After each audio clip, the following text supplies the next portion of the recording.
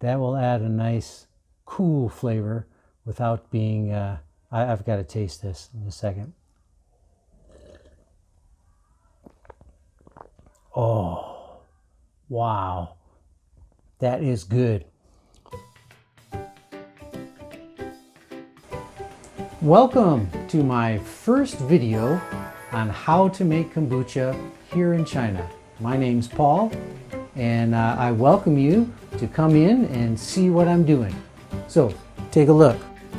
Here is my symbiotic culture yeast and whatever, it's bacteria and yeast. It's called a SCOBY. And we're gonna make this into some sort of fizzy drink. That's what kombucha is. Now you can add different flavors to it. We'll show you how to do that later.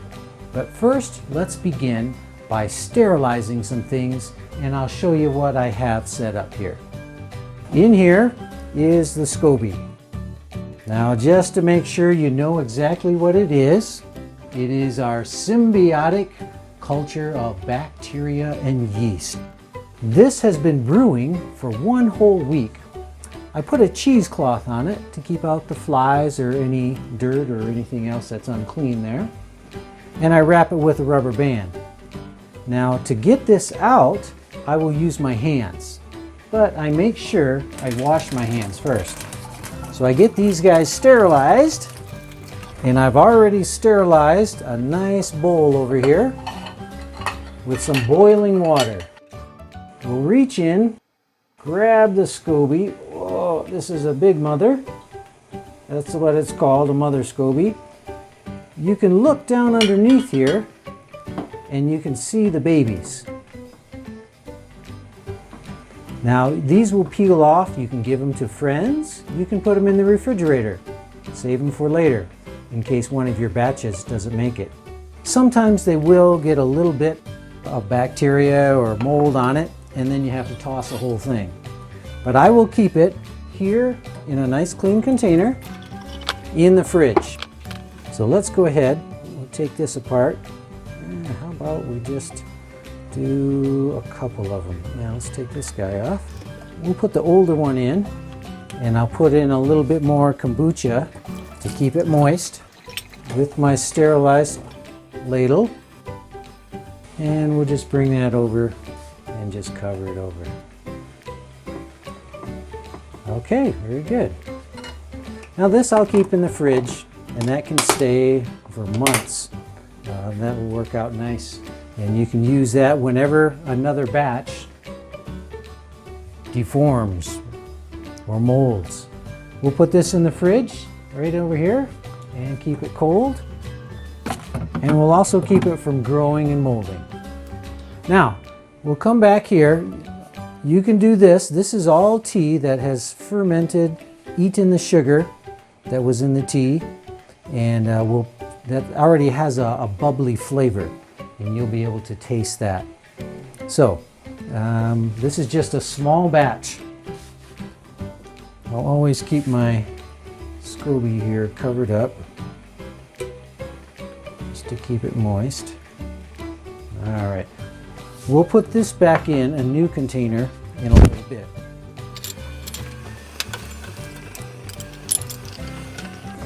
I sterilize my funnels, sterilize my bowls or jars.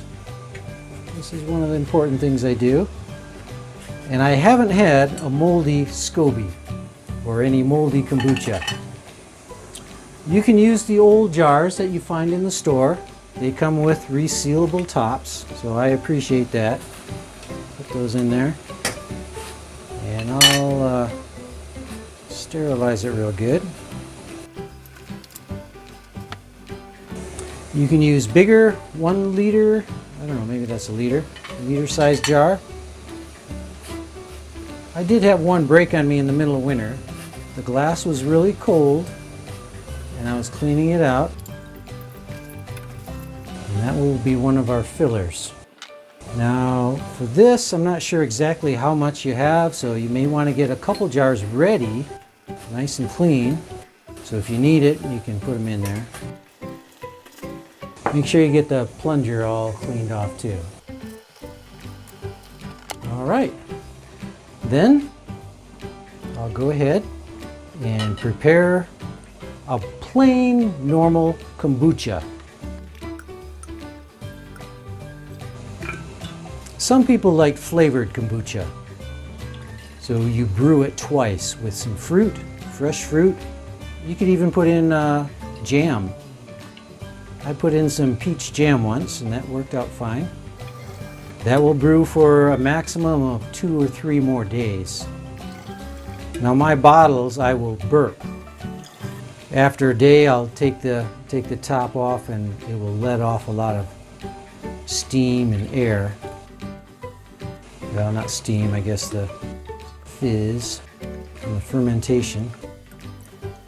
Now you can see the bubbles in the jar. You could drink this just like this and it would be fine. I've added rose flavoring, grape, lemon, ginger, plum, fig. Mango's really good. And before I get too far, I'm going to go over here and put in a little bit of, for this much, maybe, I don't know, maybe a teaspoon, maybe a little bit more for a big jar of sugar. Now that sugar will be eaten up and it will turn a little alcoholic. 0.5% alcohol may be in there after it's done brewing. Now I've noticed a special thing. If I'm making kombucha and I want it to taste a little bit like root beer, I'll sprinkle a little bit of cinnamon in my kombucha.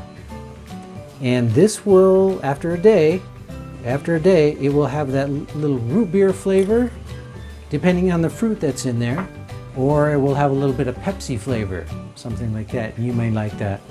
Now I'm going to go grab a little bit of lemon because I find out that lemon also brings out that good flavor. I squeeze my own lemon. I put it in a cork jar. Cork off. Okay, maybe about a teaspoon of lemon. Now I often like to put some sort of flavoring. So what I'm going to do today, I have 3, well I have 2. I have a couple dates. I'm going to chop those up.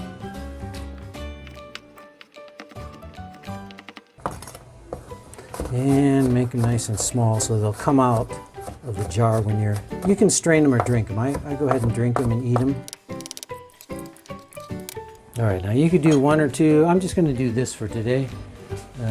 I would probably put in more. And sometimes, just to make sure, I would strain them in my boiling water, take them out real fast, and then stuff them down my jar. Chopsticks are pretty handy in China, so I use those. Make sure to get that side clean. Now some people use wider jars. I like the size of these though. Sometimes I'll put blueberries, strawberries. As I said, mango's one of my favorite.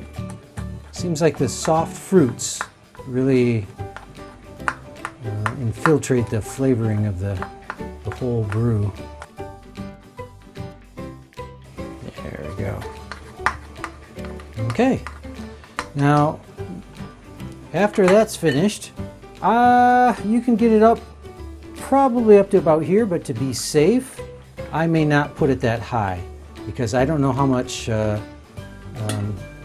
fermentation this is going to have inside. I will then maybe wipe the top. The top's pretty clean with a tissue, clean tissue, and seal it. I'll label this large square one with a number or a date, and so I know in 2 days I should at least have that. You can test it, and if you open it, it will have a nice sound when it comes off, so you know it's been fermenting. But that'll be a nice flavor when it comes out in 2 days. So I'll set that over here. Okay, that's good. We'll save this last little bit. We'll put our SCOBY back in there.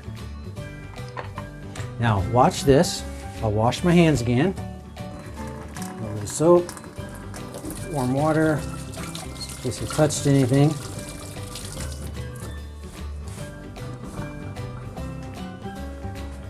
put our SCOBY back in. I have 2 of these jars, so once in a while I'll exchange them. Go ahead and put the rest of that in there. Okay, that's all clean. That'll be a good batch. All right, now to make your next batch for the next week, what I will do, I'll check, make sure it's sort of clean. I have put in container here,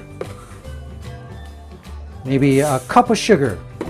Okay, put in some sugar. You can put in white sugar. You can put in granulated sugar in here. So I have about a cup. After that, then I will pour in some boiled tea. And after you've boiled in the tea, all right, you've let's see, I'm gonna do something like this. Cut, don't watch this. I'm making a shortcut here.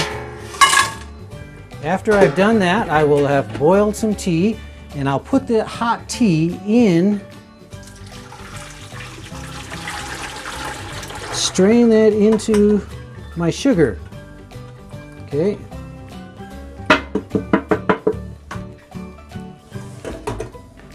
And that will strain, and then that will mix around and dissolve. My sugar and my tea will all dissolve. Now this is tea that I made from yesterday, so it's not quite as fresh. Just for illustration here. Okay. I'll put that back there, use that later. Then I'll have this tea that's all dissolved, and I'll be able to use this to put back into here. Now, let's go ahead and get the right stuff. This is the stuff I've, my second batch of brewing. Let me come over here.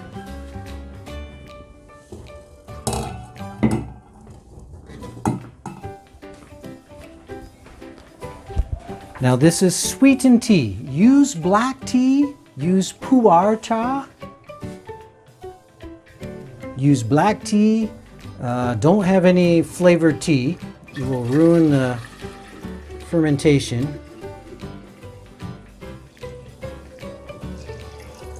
So that's a sweet black or dark green tea, and that will set for a nice week.